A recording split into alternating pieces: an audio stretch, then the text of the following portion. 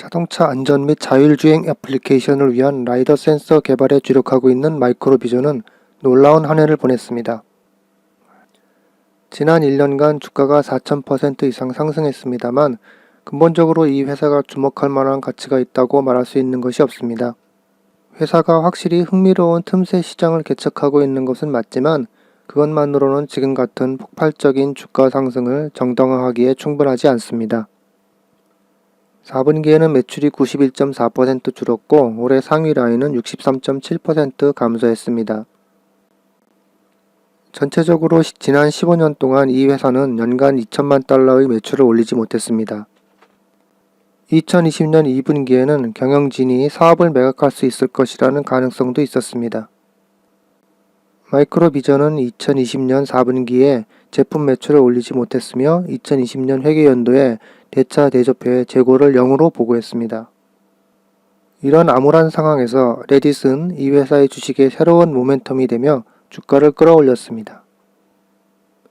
마이크로비전 주가는 주된 목표가 공매도자들을 옥죄는 데 있는 월스트리트 배치의 영향으로 2배 이상 상승했는데 회사의 장기적인 전망은 상당히 불투명합니다. 레이저빔 스캐닝 회사는 AI, 비주얼 및 스마트기기 통합 분야에서 성장 가능성이 있는 미래 시장을 점유하고 있지만 주요 목표를 성공적으로 확장하지 못할 위험과 엄청난 가치 변동성에 처해 있습니다. 전략적 대안과 부품 소싱, 인수 잠재력 측면에서 마이크로비전에 대한 추측성 과장 광고가 많았습니다. 수익 창출이 부진, 일관된 영업 손실, 영업에서 현금을 창출하지 못함으로 인한 희석 효과는 수년간 마이크로비전이 처해 있는 상황입니다. 많은 면에서 마이크로비전은 전형적인 밈 주식입니다.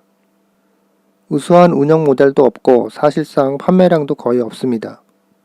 이것은 게임스톱이나 AMC 엔터테인먼트와 같은 월스트리트의 선호 주식과 같은 종류의 현상으로 보입니다. 이런 회사들은 기회를 이용해 기업 가치를 재조정하고 현금 조달에 관심을 집중했습니다. 마이크로비전도 다르지 않습니다. 가장 최근에 5천만 달러 규모의 주식 공모를 시작했습니다. 그 이전 12월에도 1,300만 달러의 주식을 내놨었습니다. 전반적으로 회사 주식은 1억 2,810만 주에서 1억 5,730만 주로 증가했습니다. 주식 희석이 반드시 나쁜 것은 아니며 주식 공모는 기업의 사업 확장과 지속에 필요한 자금을 제공합니다. 그러나 기존 주주들은 주식 거래를 하지 않은 상태에서 주식에 대한 소유 지분이 희석되기 때문에 그것을 싫어하는 것이 당연합니다. 또한 R&D 지출이 많은 자본 집약적 산업 내에서 회사가 운영되고 있다는 점을 기억해야 합니다. 그래서 자본을 늘리는 것은 미래에 계속 골칫거리가 될 것입니다. 대부분의 가치 투자자들이 마이크로비전에 투자할 때 회의적인 또 다른 이유는 루미나와 벨로다인과는 달리 주요 레거시 제조업체와 관련이 없다는 점입니다. 탄탄한 관계의 부재는 기관 투자자들을 멀리하게 합니다. 이들은 회사 주식 자본의 15% 미만을 차지하고 있고 내부자들은 1% 미만의 지분을 가지고 있습니다. 기본적으로 시장이 마이크로비전의 라이다 비전 신제품 샘플을 좋아하더라도 생산 규모를 확대할 제조 파트너를 찾아야 합니다.